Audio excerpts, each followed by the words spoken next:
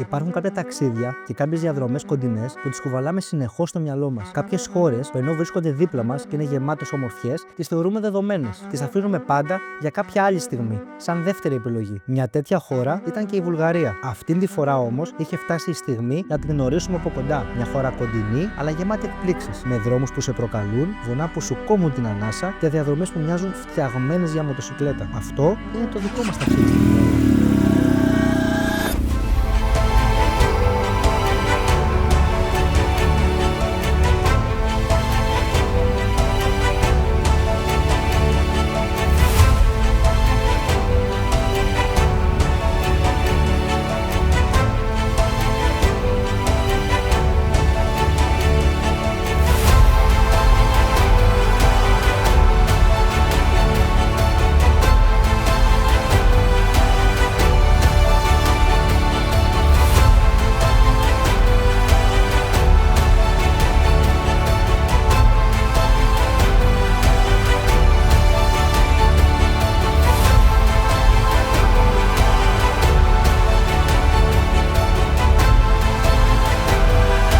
Ο πρώτος που ξεκίνησε το ταξίδι ήταν ο Παναγιώτης, ο οποίος ξεκίνησε μόνος του με σκοπό να συναντηθούμε αργότερα όλοι μαζί. Οι υπόλοιποι είχαμε δώσει ραντεβού για κίνηση το απόγευμα. Ο Πάνος, σε αντίθεση με την υπόλοιπη ομάδα, κινήθηκε σε επαρχιακό δίκτυο. Περνώντας από τη γέφυρα Χαρίλαος Τρικούπης, κατευθύνθηκε προς το Γαλαξίδι και από εκεί ξεκίνησε η ανάβασή του προς τον θρυλικό Μπράλο.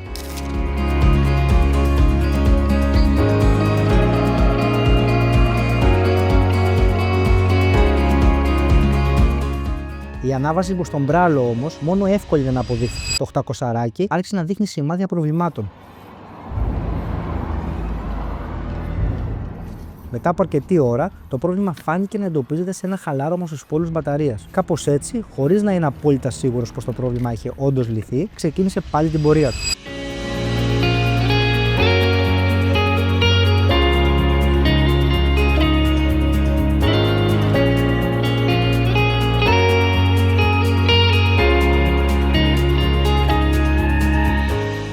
Ενώ ο Παναγιώτης συνέχιζε την ανάβαση προς τον Δομοκό, πίσω στο Αίγυο είχε φτάσει η ώρα της εκκίνησης για το υπόλοιπο γκρουπ.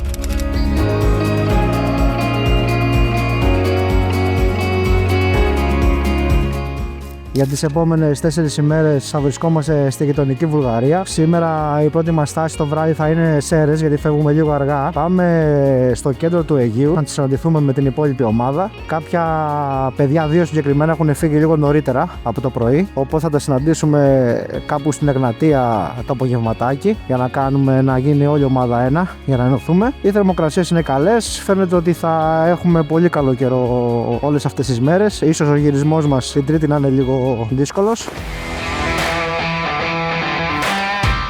Στόχος μας για σήμερα να φτάσουμε στις Σέρες, ώστε να βρισκόμαστε κοντά στα σύνορα και την επόμενη μέρα να μπούμε κατευθείαν στη Βουλγαρία.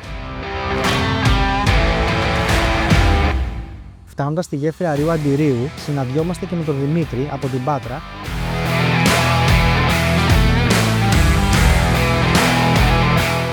Όσο εμείς ανεβαίνουμε την Ιωνία Οδό, ο Παναγιώτης είχε αφήσει πίσω του τα τέμπη και κατευθυνόταν προς την Κατερίνη.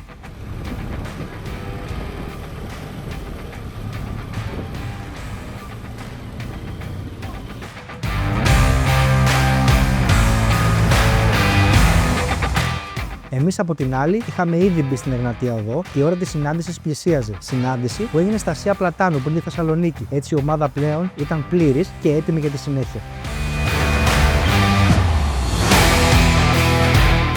Τα τελευταία χιλιόμετρα μέχρι τις Σέρες κλείσαν διαδικαστικά. Η θερμοκρασία είχε πέσει αισθητά και η κούραση είχε αρχίσει να μας βαραίνει.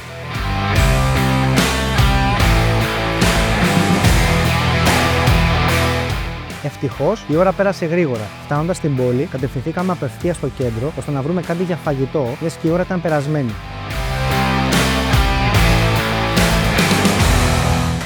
Η πρώτη μέρα του ταξιδιού μας έκλεισε με ένα χαλαρό ποτό και κουβεντούλα στην κεντρική πλατεία Σερών.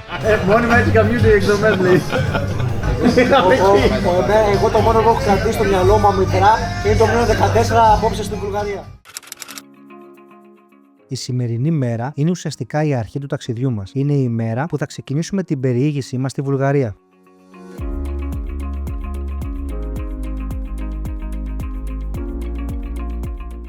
Μήπως είναι πίσω, να δω που είναι, δυνατότητα. Αυτό ισχύει και στην τελευταία μέρα μαλάκα πάνω από μπαταρίες καθόλου.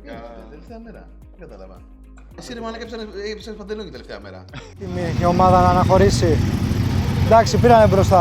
Είχε τον Κρυάκτο, αλλά καταφέρανε, πήρανε. Σήμερα θα πούμε Βουλγαρία. Ομάδα. Πήρε το Ντουκάτι, εντάξει, τα κατάφερε.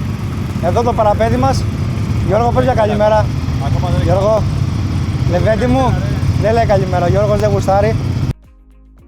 Με τις θερμοκρασίες ιδανικές για οδήγηση, αρχίσαμε να ετοιμάζουμε τις μηχανές μας για αναχώρηση. Και λίγη ώρα αργότερα ήμασταν στον δρόμο με πορεία προς το τελωνείο του Προμαχώνα. Καλημέρα, καλημέρα. Ξεκινήσαμε από Σέρρες. Χρειάζεται να περιμένουμε γιατί και το ασύνολο του Προμαχώνα, θυμόμαστε, γινόταν λίγο πανικός σχεδόν πάντα. Είναι κεντρικό πέρασμα. Πρώτη μας στάση Μονή Ροζινού, εκεί στα χωριά και τα πρώην ελληνόφωνα. Και πάλι καλά, δεν θα έχουμε βροχές και τέτοια. Θα έχει ηλιοφάνεια, απλά θα κάνει κρύο. Τα Μπάνσκο πάμε Μονή Ρίλα. Αράξουμε εκεί μέσα. Ένα πολύ ωραίο κομμάτι. Το Εθνικό Πάρκο είναι από τα μεγαλύτερα της Βουλγαρίας. Μαζί με το Εθνικό Πάρκο Πυρήν και τα Κεντρικά Βαλκάνια. Αυτά τα τρία είναι τα πιο διάσημα και τα πιο μεγάλα. Μόλις μπήκαμε Σιδηρόκαστρο, πάμε να συναντήσουμε τα παιδιά εδώ από το Σιδηρόκαστρο, τους Adver Roosters. Μια πραγματικά πολύ ωραία βόλτα. Χωμάτινη. Τα παιδιά έχουν και δικές τους μηχανές εδώ πάνω, τα Himalayan. Μετά από αρκετή μοτοσυκλετιστική κουβέντα, είχε έρθει η ώρα να αποχαιρετήσουμε τα παιδιά και να συνεχίσουμε. Η διέλευση στη βουλγαρική πλευρά έγινε χωρίς καθυστερήσεις, καθώς τα σύνορα είχαν ανοίξει πριν λίγο καιρό. Έτσι, χωρίς ταλαιπωρία, πατήσαμε βουλγαρικό έδαφος και το ταξίδι ξεκινούσε πραγματικά. Πόσοι χρειάζονται για να βάλουν βενζίνη σε ένα κατέμ και πάλι δεν καταφέρανε, χύσαν απ' έξω. Ούτε για τρίγο. Μετά τον ανεφοδιασμό, συνεχίσαμε την πορεία μας προς τον βορρά. Πριν φτάσουμε στο Σαντάνσκι, αφήσαμε τον κεντρικό δρόμο και στύψαμε δεξιά, κατευθυνόμενοι προς τα ορεινά χωριά Μελνίκ και Ροζέν. Από εδώ και πέρα, το τοπίο αλλάζει. Γίνεται πιο γραφικό, πιο ήσυχο, πιο κοντά στο αυθεντικό πρόσωπο της Βουλγαρίας. Καθώς διασχίζουμε τους πρόποδες του όρους Πυρήν, φτάνουμε στο χωριό Μελνίκ. Είναι το μικρότερο κατοικημένο χωριό της Βουλγαρίας και ταυτόχρονα φημισμένο για το εξαιρετικό του κρασί.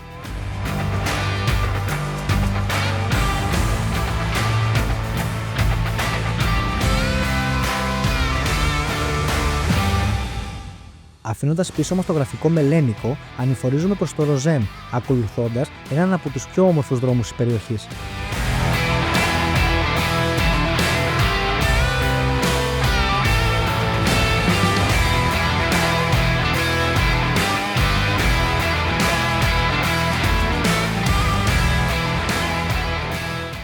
Εκεί, λίγο πριν το τέλος της ανηφόρας, ξεπροβάλλει η επόμενη στάση μας, ένα από τα αρχαιότερα μοναστήρια της Βουλγαρίας, η Μονή Ροζινού.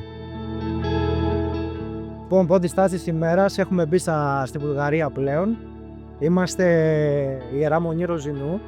Λοιπόν, μάγκες, αυτό είναι ένα από τα μεγαλύτερα μοναστήρια, μεσαιωνικά μοναστήρια της Βουλγαρία. Φίλε, θυμίζει η Αγγλία όντως του Μεσαίωνα. Η Μονή Ροζινού ιδρύθηκε τον 13ο αιώνα. Μέχρι τις αρχές του 20ου αιώνα, πολλοί από τους μοναχούς μιλούσαν ελληνικά, διατηρώντας έτσι ισχυρούς δεσμούς με την Ελληνοορθόδοξη Εκκλησία. Το σκηνικό σε παραπέμπει να πεταχτεί κανένας υπότης τώρα έτσι, με κάνει τα πανοπλία.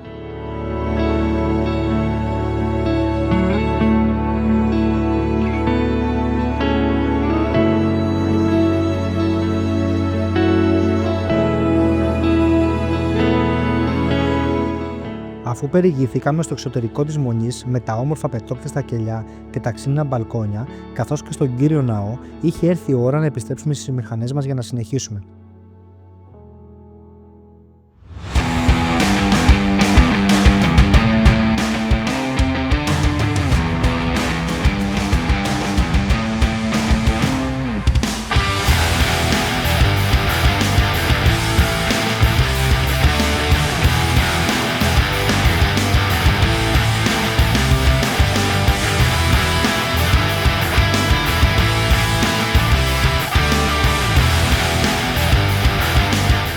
Μόλις φύγαμε από Μονή Ροζινού, πάμε τώρα να βγούμε προς Άνω Νευροκόπη και από εκεί να ανεβούμε για Μπάνσκο. Θερμοκρασίες είναι καλές, είναι πολύ καλές. Περιμέναμε χειρότερα, 13 βαθμούς είναι πολύ καλή θερμοκρασία. Τον ευχαριστώ. Για να δούμε αν στον Μπάνσκο που θα ανεβούμε λίγο υψόμετρο, αν θα συναντήσουμε και χιόνι.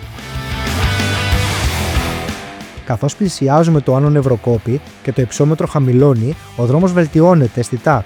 Οι στροφές γίνονται συνεχείς, η άσφαλτος ποιοτική και η οδήγηση ξανά απολαυστική.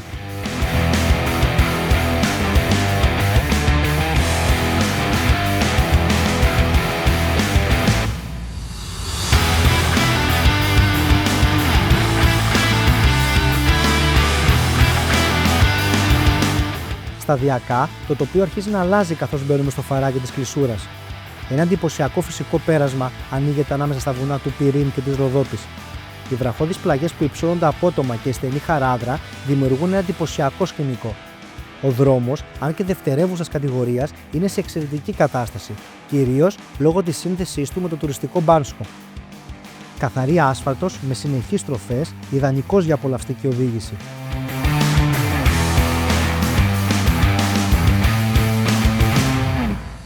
Φτάνοντας στον Μπάνσκο, μια πόλη που έχουμε επισκεφτεί αρκετές φορές, συνεχίζουμε δυτικά, παράλληλα με το όρος Πυρήν, ώστε να βγούμε στον κεντρικό δικό άξονα. Ο δρόμος αυτός σε οδηγεί σταδιακά στο πέρασμα Πρέντελ στα 1140 μέτρα υψόμετρο, σε μια από τις πιο όμορφες διαδρομές στην νοτιοδυτική Βουλγαρία.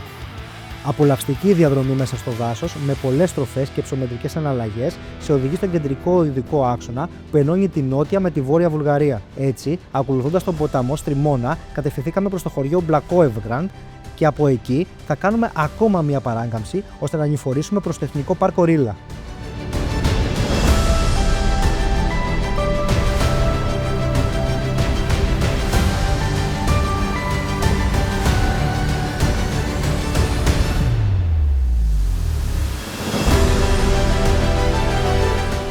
Ξεκινώντας από τα 550 μέτρα υψόμετρο και ανηφορίζοντας προς το Εθνικό Πάρκο Ρίλα, το τοπίο αρχίζει και πάλι να αλλάζει και η διαδρομή κινείται μέσα στο φαράγγι, στην καρδιά της κοιλάδας του ποταμού Ρίλσκα. Καθώς ανεβαίνεις, το υψόμετρο αυξάνεται σταθερά.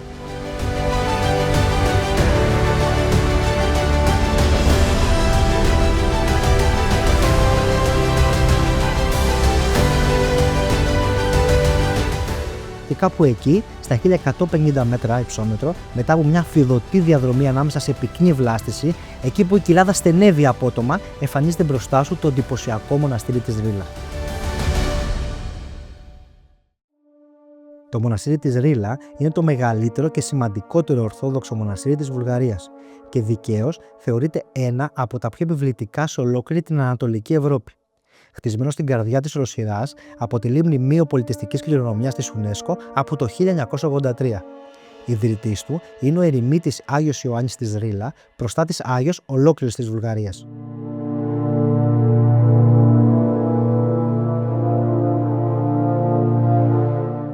Ξεχωριστή θέση έχει ο πρίγος του Χρέλιο, το παλαιότερο χτίσμα του συγκροτήματος, χτισμένο το 1335. Με τη μεσαιωνική του αρχιτεκτονική και τη στρατηγική του θέση, δεσπόζει στην αυλή και μαρτυρά τον αμυντικό χαρακτήρα του μοναστηριού στο παρελθόν. Η πλακόσφατη αυλή με τις στοές και τους τοξωτούς διαδρόμους εντυπωσιάζει με την απλότητά της. Το μοναστήρι απέκτησε αυτή τη μορφή τον 19ο αιώνα, μετά από αναστηλώσεις και πυρκαγιές. Και πραγματικά σου κόβει την ανάσα όχι μόνο με την όψη του και την αρχιτεκτονική του, αλλά και με την βαριά και ζωντανή ιστορία του.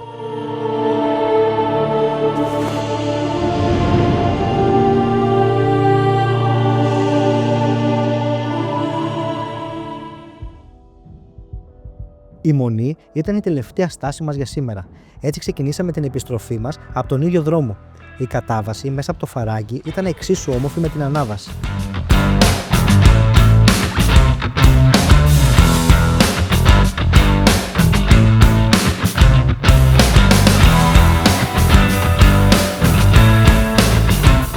Φτάνοντας ξανά στον κεντρικό δρόμο, συνεχίζουμε την πορεία μας ακόμα πιο βόρεια, με προορισμό τη σημερινή μας διανυκτέλευση που θα γίνει στον Μπόροβετς.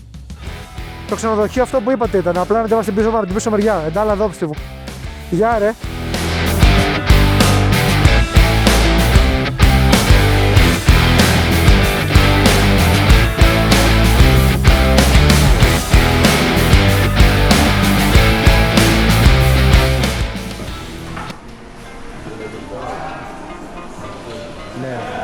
Ολοφούτσες είναι όμως, Πες ρε.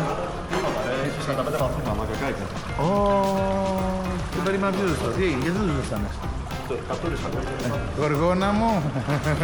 Μαλάκα, Πάρ' το. αισθάνομαι σαν κοντόπουλο.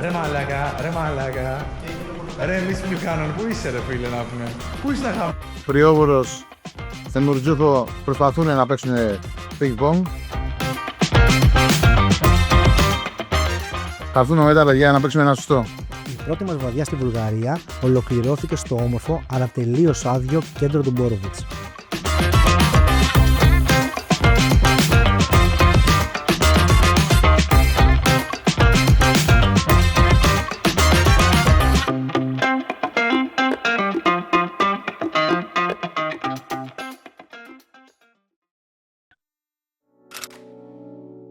Το πρωινό Μπόροβετς μας υποδέχθηκε με τσουχτερό κρύο. Μετά το πρωινό μας, ξεκινήσαμε την προετοιμασία για την αναχώρηση.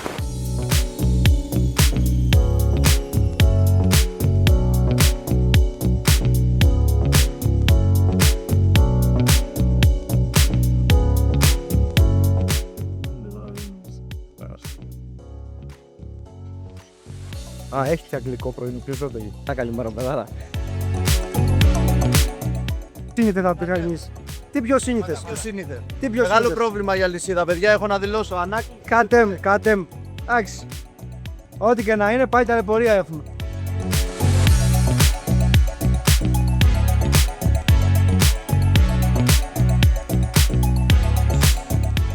Πέρα από το παγωμένο Μπόροβετς, 8 βαθμούς η θερμοκρασία. Καλά είναι, πριν λίγο είχε 4.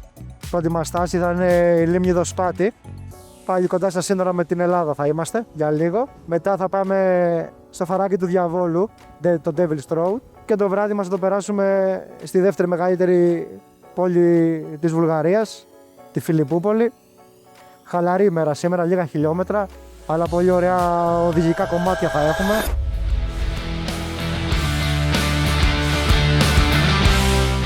Αφού φτάσουμε στο υψηλότερο σημείο του περάσματος, στη Γιούντολα, ξεκινάμε την κατάβαση ανατολικά με προορισμό έναν από τους πιο φημισμένους ορεινούς προορισμούς της Βουλγαρίας, το Βέλιγκραντ.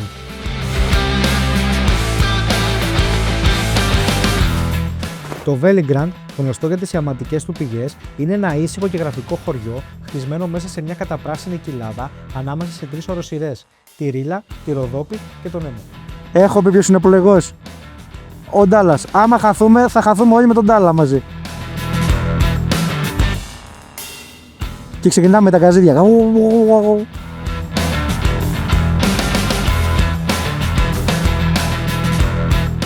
Εκεί ξεκινά σταδιακά η ανάβαση στο πέρασμα Γιούντολα, στα φυσικά σύνορα των οροσειρών της Ρίλας και της Ροδόπης.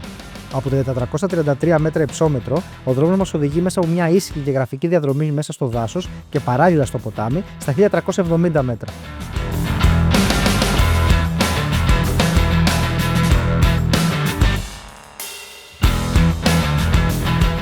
Θα γίνει έκρηξη. Ναι. Αν το πατήσω δηλαδή, κάνει μπάμπλο κατέμ. Το πατάω και το αφήνω και φεύγει μόνο και σκάει. Κατέμ. Καθώς πλησιάζουμε τη λίμνη Μπεγκλίκα, το τοπίο αποκτά πιο αλπικά χαρακτηριστικά, με μικρές λίμνες και λιβάδια να ομορφαίνουν περισσότερο τη διαδρομή μας.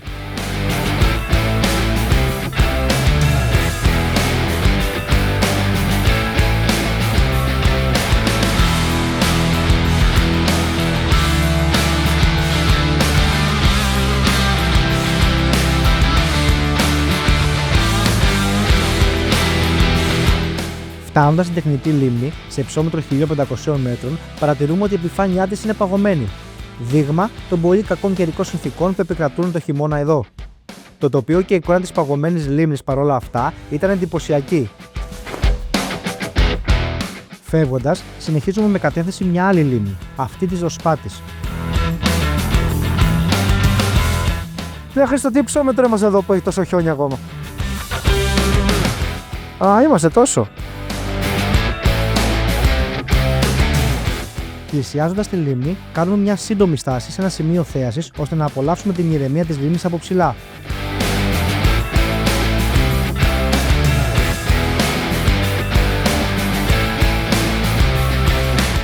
Η διαδρομή μας είναι σύντομη, περίπου 20 λεπτά, και έτσι λίγο αργότερα φτάνουμε στο χωριό Ντοσπάτ για να προμηθευτούμε τα απαραίτητα για ένα αυτοσχέδιο πικνίκ στις όχθες της λίμνης. Ψάξτε σαν 2 σημεία για στη λίμνη.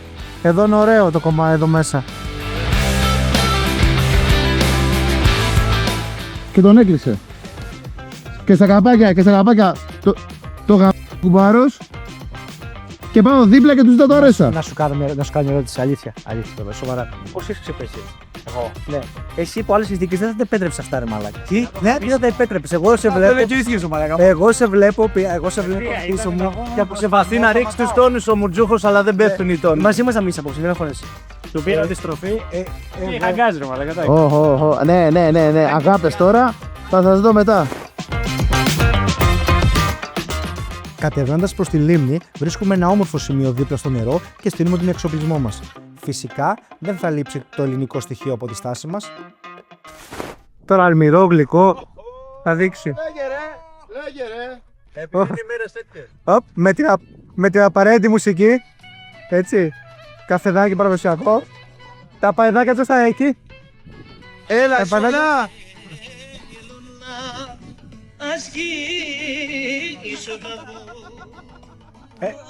Explore Riders, κύριοι. Επιστροφή στην παράδοση. Πάντα στο αγρίνιο από Τσίπρο. Έχω βγάλει εγώ. Άσε ρε μαλάκα. Ποιος έπαθε? Το Αιγείο. Βάλε εδώ. Για τα Samsung. Κεράσε με λίγο. Πείτε. Όταν είναι ωραία η μηχανή, πληγάζει το γκένιο ωραίο. Και από πάνω, σε γαμά μουρτζούγος, να αυτό εδώ. Πολύ ωραίο. Μία σώτα. Το βάζεις. Άλλος. Θα το πεις όλο. Από το δύο, ναι. Άλλος. Η λίμνη Δοσπάτ, σε υψόμετρο 1200 μέτρων, είναι η δεύτερη μεγαλύτερη της Βουλγαρίας και συγκαταλέγεται στα πιο εντυπωσιακά ορεινά τοπία της χώρας. Με φόντο τα πυκνά δάση της Δυτικής Ροδόπης και τις ήρεμες όχθες της, προσφέρει ένα μοναδικό σκηνικό. Χαλαρώσαμε, απολαύσαμε την ηρεμία της λίμνης, τσιμπήσαμε και κάτι, οπότε είχε έρθει η ώρα για το επόμενο κομμάτι της διαδρομής μας.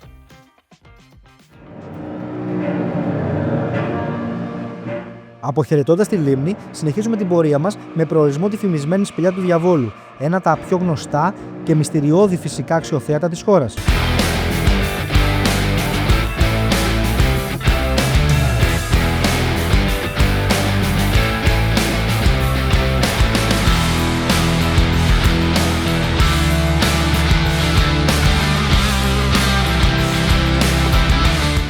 Το Φαράγγι βρίσκεται σε υψόμετρο 1200 μέτρων και αποτελεί ένα εντυπωσιακό φυσικό πέρασμα 7 χιλιόμετρων ανάμεσα σε βράχους που αγγίζουν τα 300 μέτρα ύψος.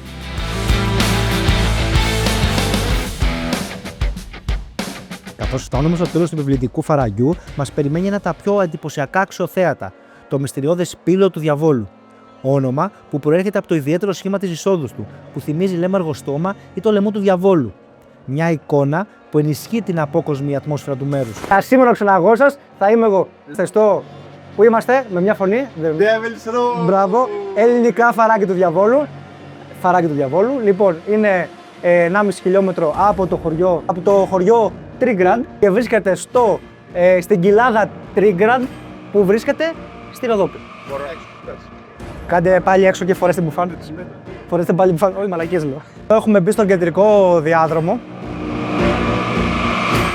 Το εντυπωσιακότερο όμως είναι ο μεγαλύτερος υπόγειος καταρράκτης των Βαλκανίων, ο οποίος πέφτει από ύψος 45 μέτρων και χάνεται στην άβυσσο χωρίς επιστροφή. Γι' αυτό και η λαϊκή παράδοση πίστεψε πως πρόκειται για μια πύλη προς τον κάτω κόσμο. Σε αυτό το στοιχείο στηρίχθηκε και ο γνωστός ελληνικός μύθος του Ορφέα και της Ευρυδίκης. Ο Ορφέας, γιος του θεού Απόλλωνα και της μούσας Καλλιόπης, βαθιά ερωτευμένος με την Ευρυδίκη, όταν εκείνη πέθανε από δάκωμα φιδιού λίγο μετά το γάμο τους, αποφάσισε να κατέβει ζωντανό στον Άδη μέσω της σπηλιάς για να την φέρει πίσω. Με τη μουσική του συγκίνησε την Περσεφόνη και τον Άδη και του επέτρεψε να την πάρει μαζί του στον κόσμο των ζωντανών.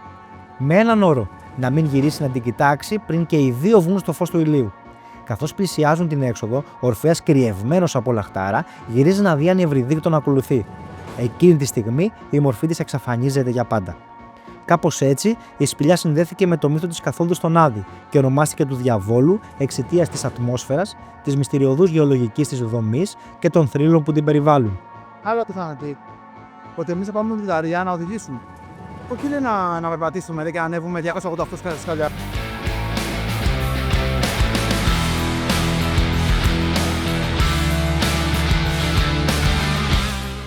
Είναι πολύ κοντά στην ώρα. Μέχρι ένα σημείο, εδώ βγαίνει Ελλάδα, μέχρι ένα σημείο. Επιστρέφοντας σιγά σιγά στις μηχανές, ετοιμαζόμασταν πλέον για το τελευταίο κομμάτι της σημερινής διαδρομής μας. Και αυτή τη φορά η διαδρομή θα ήταν ταυτόχρονα και αξιοθέατο. Αφήνοντας πίσω μας τη μαγεία του φαραγγιού του Τρίμηραν και τη μυστηριώδη σπηλιά του διαβόλου, παίρνουμε τον δρόμο της επιστροφής, ακολουθώντας τα ίδια 7 χιλιόμετρα που μας έφεραν ως εδώ.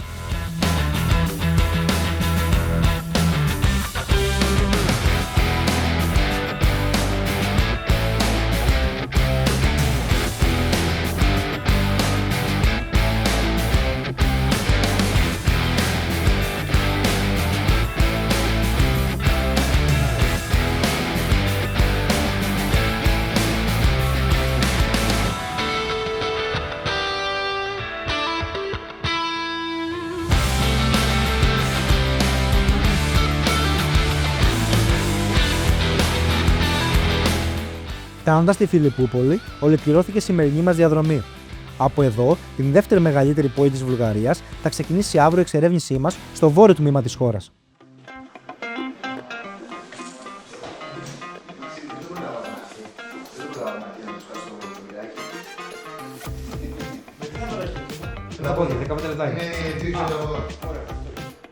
Πολύ και μόλις πήραμε πατίνια. Θα κλάψει η μάνα του κάθε πικραμένου. Εγώ δικάβαλο με τον Τάλα. Πάμε. Κράτα με από τη μέση από που θες. Μας έχει καλά. Ω, καλά, τώρα μας διέλυσες. Πού πάμε, πού πάμε. Ρε φίλε, δύο χέρια έχω. Με το ένα να κρατάω την κάμερα και το άλλο το GPS. Πάμε δικάβαλο. Πάμε δικάβαλο και μας λέει μαζί με την κάμερα βάλτε και GPS ρε. Μίτσο, έχει στήκη για GPS για το κινητό. Βάλτε εκεί πέρα. Τώρα, αυτό είναι το down που το έχουμε για πλεγό. Εδώ, μπήκε στο γόνατα. Τι να ανοιγήσω. Έλα, κατέβηκαν. Περιμένοντας. Ταντάλα, μαγά. Η κοτόντα. Και το μπουρτζούχο. Οι άλλοι δύο μας περιμένουν μέσα στην πόλη. Στην παλιά πόλη της Φιλιππούπολης. Για να είναι και ακριβής. Πάμε να προγραμματίσουμε, να χαζέψουμε, να πίνουμε μια μπύρα και να φάμε μπύρα. Η ημέρα φυσικά δεν θα μπορούσε να κλείσει καλύτερα από μια βόλτα στην παλιά πόλη με τον υπέροχο πεζόδρομο και τα αναπαλωμένα κτίρια. Η νυχτερινή ζωή της Φιλιππούπολης μας εξέπληξε. Γεμάτη ζωντάνια, με πολύ κόσμο στους δρόμους και γεμάτα μαγαζιά που σφίζαν από ζωή. Ήταν το ιδανικό φινάλε για μια γεμάτη μέρα. Είναι φοβερά. Έχει πάρα πολύ κόσμο. Μαζεμένα. Φοιτητές πολύ, νεολαία πάρα πολύ. Να αναφέρεται και στους Plodvit, η οποία είναι και η επίσημη ονομασία του. Πάμε να δούμε και για ψήφου μας εδώ κοντά. Βασικά να ψάχνουμε πριν αυτό, αλλημερεύουμε ρόνα. Έτσι, έλειωσα ίδια, έτσι. Γεια. Κότερο στο τι. Γιατί εσένα έχει πιο σουφτή ανάρτηση. Καταλαβες. Αλλά αυτός είναι ο κανόνας. Δεν γίνεται να πατάς και μπροστά και πίσω το ίδιο. Το φρενάρισμα είναι πάντα 70% μπροστά, μπορεί και 80% και το λιγότερο πίσω.